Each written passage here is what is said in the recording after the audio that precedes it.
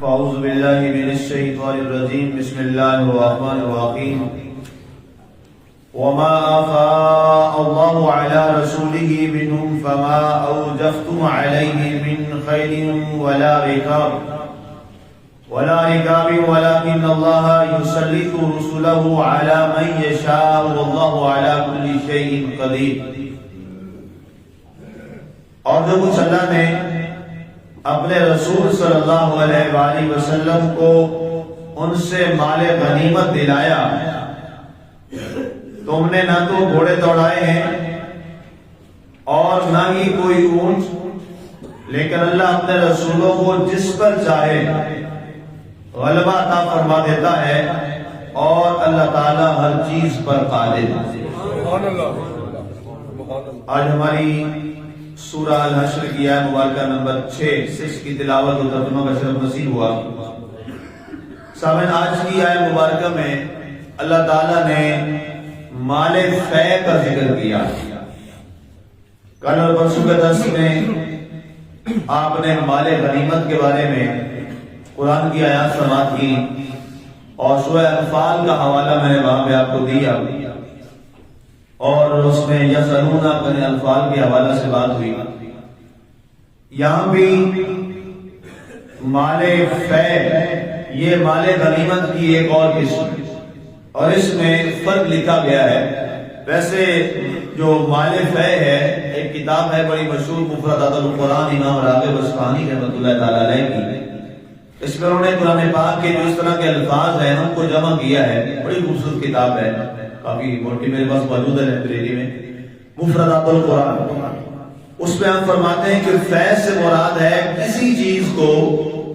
اس کی پسندیدہ چیز کی طرف لوٹا دینا، یہ فے کہلاتا ہے لغوی طور پہ. وہ لغوی تعریف لکھتے ہیں لفظوں میں. اور دوسرا معنی امام راغب نے یہ لکھا ہے کہ مال فے سے مراد وہ مال ہے جو بغیر جنگ و جدل کے اللہ تعالیٰ اپنے نبی کو عطا فرماتا ہے، اسے مال فے کہا جاتا ہے. اب اس میں دقیق سا فرق ہے اور بڑا نفیس سا فرق ہے کہ مال غنیمت بھی وہ مال ہے جو کافروں سے حاصل کیا جاتا ہے اور مال فے بھی وہی ہے جو کافروں سے حاصل کیا جاتا ہے. دونوں مل لیتے ہم کافروں سے ہی، ان سے حاصل کرتے ہیں، لیکن فرق یہ ہے کہ کافروں کے ساتھ جنگ کی، جہاد کیا، کچھ شہادتیں بھی ہوئی، کوئی زخمی ہو گئے، کچھ ان کے لوگ مارے گئے، کچھ ہم مسلمانوں کے زخمی ہوئے، تکلیف ہوئی، مصیبت برداشت کی، جنگ کی، جہاد کی. اور اس کے بعد اللہ تعالیٰ نے کرم کیا اور مسلم امہ کو یا مسلمانوں کو یا مسلم گروہ کو اللہ تعالیٰ نے فتح و کامیابی عطا فرما دی اور کافر جو ہے وہ شکست کھا گئے. تو جو مال اس وقت کافروں کا مسلمان کے پاس آتا ہے اسے کہتے ہیں مال غنیمت. یہ ہے مال غنیمت. اب دوسری تصویر یہ ہے کہ گئے کافروں سے جہاد کرنے کے لیے، جنگ کرنے کے لیے، لیکن اللہ نے کوئی ایسا سبب بنایا کہ وہ پہلے ہی ڈر گئے، انہوں نے پہلے ہی ہتھیار ڈال دیے، اللہ نے ان کے دلوں میں روک ڈال دیا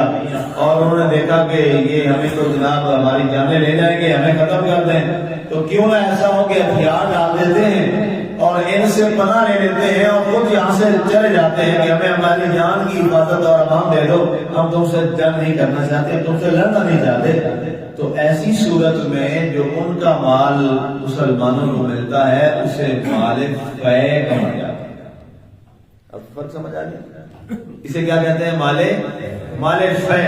یعنی جو بغیر محنت کے، مشقت کے، لڑائی جھگڑے کے خود ہی سرنڈر کر جائیں، مخالف آپ کے سرنڈر کر جائیں اور ہتھیار ڈال دیں اور کہیں کہ ہمیں صرف ہماری جان کی امان دے دیں، ہم یہاں سے چلے جاتے ہیں. جیسے بنو نذیر والوں کے ساتھ ہوا کہ حضور صلی اللہ علیہ وسلم وہاں تشریف لے گئے. وہ پہلے تو ڈٹے رہے لیکن جب ہلکا سا مسلمانوں نے آغاز کیا تو انہوں نے بغیر لڑائی کیے انہوں نے اپنی جان کی امان چاہی اور کہا کہ ہمیں یہاں سے جانے کی اجازت دیجیے، ہم یہاں سے چلے جاتے ہیں. تو وہ مال جو بنو نذیر والوں کا، یہ یہودیوں کا مسلمانوں کے پاس آیا تو یہ مال غنیمت نہ بنا بلکہ یہ مال فے کہلایا. اچھا، مال غنیمت کا یہ ہوتا ہے کہ اس میں سے 1/5 1/5 جسے خمس کہا جاتا ہے، وہ نکالنے کے بعد رسول اللہ صلی اللہ علیہ وسلم اس کو نکالتے تھے پہلے 1/5 حصہ جو مال کا جسے خمس کہا جاتا ہے، وہ نکالنے کے بعد باقی جو مال ہوتا تھا وہ جتنے شرکاء ہوتے تھے اس دیہات میں وہ سارا مال ان کو مال غنیمت تقسیم ہو جاتا تھا، یہ مال غنیمت ہے۔ لیکن مال فے جو ہے اس کا یہ حکم نہیں، مال فے جو ہے وہ لوگوں میں تقسیم نہیں ہوتا تھا۔ اور یہ مال فے کیا ہے؟ اللہ تعالیٰ نے یہاں ارشاد فرمایا کہ وما آفا اللہ علی رسولہ منہم فما اوجفتم علیہ من خیر ولا رقاب،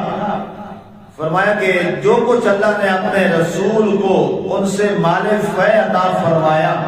جس پر تم نے نہ گھوڑے دوڑائے اور نہ ہی تم نے کوئی اونٹ دوڑایا، تو یہ مال فے جو ہے یہ خالصتاً اللہ کا جو رسول ہے، اللہ کے جو نبی ہیں حضرت سیدنا محمد رسول اللہ صلی اللہ علیہ وآلہ وسلم، یہ صرف اور صرف انہی کا حق ہے اور یہ ان کے تصرف میں چلا جاتا تھا۔ اور اسی مال فے میں سے اللہ کے رسول اپنے اہل و عیال اور اپنے گھر والوں کا، اپنے اہل بیت کا جو خرچ تھا وہ مال فے سے چلاتے تھے۔ یہ ہے مال فے۔ اب اس میں سے جو آپ خرچ کرتے، جو باقی بچ جاتا تھا وہ آپ یتیموں کے لیے، مسکینوں کے لیے، غرباء کے لیے، بیواؤں کے لیے، فقراء کے لیے آپ رکھ لیتے، جب جس کو آپ جہاں مناسب سمجھتے اس غریب اور محتاج کو آپ اس سے مدد فرماتے۔ اور اس کو اور میں آسان لفظوں میں کر دوں کہ یہ وہ مال ہے جو خزانے میں جمع نہیں ہوتا، جو خزانے میں جمع نہیں ہوتا، بلکہ یہ وہ مال تھا جو نبی کے تصرف میں ہوتا تھا، خود سرکار دو عالم صلی اللہ علیہ وسلم کے براہ راست تصرف میں تھا، اور اللہ نے آپ کو عطا کر دیا کہ آپ اپنے گھر والوں پہ خرچ کریں جتنا آپ نے خرچ کرنا ہے، اس میں کوئی آپ کے لیے جو ہے لمٹ نہیں ہے، باقی جو بچ جائے اسی میں سے آپ جہاں پر آپ فقیروں میں، غریبوں میں بانٹیں۔ کوئی شخص آ کر آپ سے اس مال کا مطالبہ نہیں کر سکتا، یہ ہے مال فے۔ اچھا، یہاں ایک بہت بڑا ایک مسئلہ جو اس وقت امت میں متنازع بھی ہے وہ یہی مال فے کا مسئلہ۔ انہی میں سے فدق کے باغات بھی اور فدق کی زمین بھی۔ مال فدق جو ہے یہ کوئی ایک کہا جاتا ہے، یہ ایک باغ ہے، یہ کوئی ایک باغ نہیں تھا، یہ بہت ساری زمینیں تھیں۔ یہودیوں سے جو رسول نے لی مال فے کے طور پر اور بغیر جہاد گئے، تو آپ نے یہ سارا جو مال فے تھا اور یہ فدق کی جو زمینیں تھیں یہ سرکار دو عالم صلی اللہ علیہ وآلہ وسلم کے پاس موجود تھی، اور یہ آپ صلی اللہ علیہ وآلہ وسلم نے اپنی صاحبزادی حضرت سیدہ طیبہ طاہرہ فاطمہ الزہرا رضی اللہ تعالی عنہا آپ کو عطا فرما دی تھی۔ آپ کا حق تھا، آپ سے اپنی صاحبزادی حضرت سیدہ فاطمہ کو عطا فرما دیا۔ اب اس کے بعد یہ سرکار کے وصال شریف کے بعد اور جب سیدہ صدیق اکبر رضی اللہ تعالیٰ عنہ تشریف لائے، آپ خلیفہ برحق بنے، تو اس میں یہ فدق کی جو زمینیں ہیں یہ واپس دی گئی۔ یہ حدیث پاک ہے سرکار دو عالم صلی اللہ علیہ وسلم کی کہ نحنو معاشر الانبیاء لا نورث ولا نورث ما ترکنا فهو صدقہ انما العلماء ورثۃ الانبیاء۔ یہ حدیث پیش کی گئی کہ اللہ کے جو نبی ہیں نہ وہ وراثت چھوڑتے ہیں نہ وارث بناتے ہیں، بلکہ ان کی جو بھی پراپرٹی ہوتی ہے وہ صدقہ ہوتی ہے امت کے لیے، اور علماء نبیوں کے وارث ہیں۔ یعنی نبی اپنی وراثت میں کیا چھوڑتا ہے؟ علم چھوڑتا ہے، یہ بات کی گئی۔ اور اس کے بعد اس پر ایک بڑا اختلاف بھی ہوا، جھگڑا بھی ہوا۔ یہ خیر اس میں گزارش یہ کروں کہ یہ فدق والا جو معاملہ ہے یہ اتنا حساس ہے کہ اس کو بیان کرنے کے لیے ایک تو یہ عوامی اس لحاظ سے بحث نہیں ہے کہ خالصتاً علماء اور محققین کی بحث ہے اور اس کو اسی میں رہنا چاہیے، لیکن غلطی یہ ہوئی کہ اس کو عوام میں انداز میں لایا گیا کہ لوگ جو ہیں وہ کسی کے دل میں نعوذ باللہ سیدہ فاطمہ کے بارے میں بات آتی رضی اللہ تعالیٰ علیہ السلام، اور کسی کے دل میں حضرت سیدنا صدیق اکبر رضی اللہ تعالیٰ عنہ خلیفہ برحق، ان کے بارے میں دل میں کوئی میل آ گیا، یہ بات آ گئی، تو یہ دونوں چیزیں تباہ ہو گئی، یہ دونوں چیزیں تباہ ہو گئے۔ اس لیے ایک طرف شہزادی رسول ہے صلی اللہ علیہ وسلم، اور ایک طرف خلیفہ رسول ہے، ان کا مقام جو ہے وہ آج کوئی بندہ کسی کے پاس ترازو ہی کوئی ہے ترازو جو ان کو تولے؟ شہزادی رسول، شہزادی کونین، سیدہ طیبہ طاہرہ فاطمہ الزہرا سلام اللہ علیہا، اس کو حضور صلی اللہ علیہ وسلم فرمائیں الفاطمہ تو بضعۃ منی، فاطمہ میرے جگر کا ٹکڑا ہوگا، اور جن کا مقام اور عظمت یہ ہو کہ اذا جاءت فاطمہ فقام رسول اللہ صلی اللہ علیہ وسلم لہا، یہ الفاظ ہیں حدیث پاک کے کہ جب بھی سیدہ فاطمہ الزہرا آتی، سرکار ان کی محبت میں کھڑے ہو جائے، اس کے لیے ساری کائنات کھڑی ہو، جناب رسول اللہ صلی اللہ علیہ وسلم وہ جس کے لیے کھڑے ہوں، اللہ نے اس کو کیا مقام دیا؟ تو ایسے جو حساس قسم کے مسائل اور سینسٹیو مسائل ہیں، یہ عوام الناس کا کیلیبر ہی نہیں، عوام الناس کا یہ لیول بھی نہیں ہوتا کہ ان میں ان چیزوں کو ڈسکس کیا جائے، کہ کچھ ایسی چیزیں جو ہیں وہ نااہل تک ایسی چیزیں تو نہیں کہ ہر ایک کا یہ مقام نہیں ہوتا۔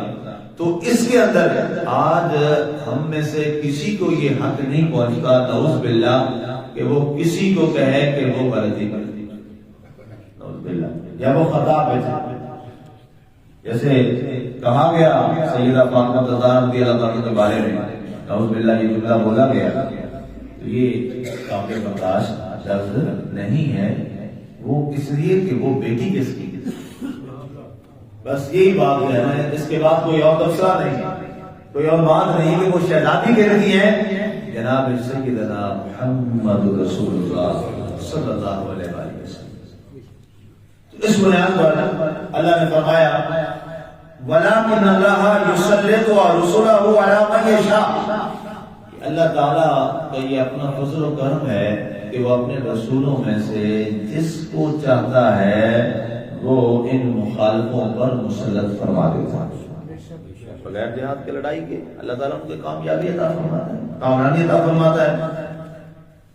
کیوں؟ وَاللَّهُ عَلَىٰ كُلِّ شَيْءٍ قَدِيرٌ، اس کی وضاحت فرمایا اس لیے کہ اللہ تعالیٰ ہر چیز پر قادر ہے، وہ کسی کا محتاج نہیں ہے کہ ٹینک ہوں گے، تلواریں ہوں گے، لشکر ہوگا تو فتح ہو، کامیابی ہوگی، یا یہ نہیں ہوگا تو پھر کامیابی نہیں ہوگی، نہیں، اللہ فرماتا ہے یہ میرے ہاں چیزیں نہیں ہیں، میں واللہ علی کل شیء قدیر، میں چاہوں تو بغیر ہتھیاروں کے بھی فتح پاتا، اور میں چاہوں تو بڑے بڑے ہتھیاروں والوں کو تہتے کر کے انہیں شکست سے دو چار کر دوں، اور اس کا معاملہ آپ نے اب دنیا میں بھی دیکھ لیا،